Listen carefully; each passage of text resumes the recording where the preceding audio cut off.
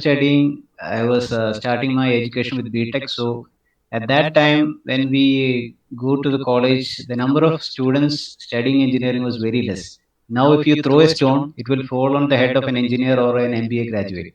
So that's the kind of like, yeah, it's good in a way. Education is spreading, so yeah, we can be proud of that. But what about the employability skills? Are they actually employable? There is, I found lack of confidence to be the main problem. They are not confident to even introduce themselves. When we ask them to please introduce yourself for confidence, they stumble up upon different basic things. They cannot just even say their background. They are just so shy and so like not ready to share like that.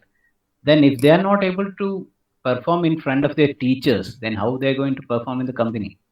So that requires some kind of training and support that we are trying to give.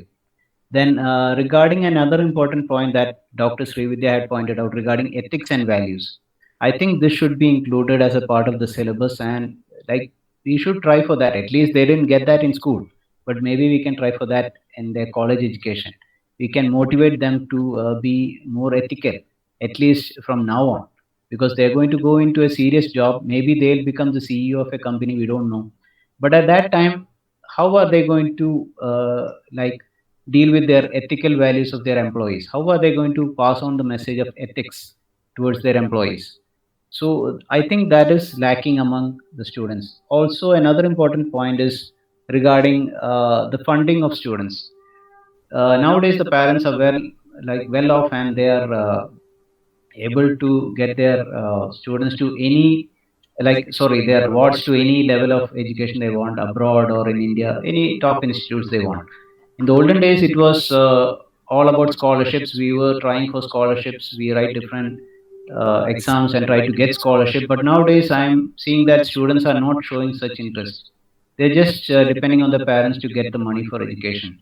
So that might also be another factor for lack of interest in education, like in serious education. Of course, they'll be studying in top institutes, but again, they are not serious about it because they know that their parents will arrange everything for them. So they are not much bothered. Then, one more point which I would like to highlight is about a secure job versus entrepreneurship. So, most of the students are always interested to get a secure job. So, is a job secure actually? Another question. And what about entrepreneurship?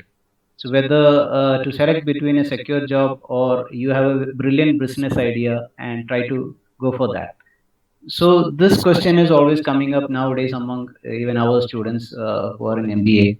So they always keep on asking us, sir, should we go for entrepreneurship? I have a great idea. Should I try for that? Or should I try for a secure job? So we cannot actually give a proper answer for that because it depends on the individual himself. So that kind of a dilemma is always there.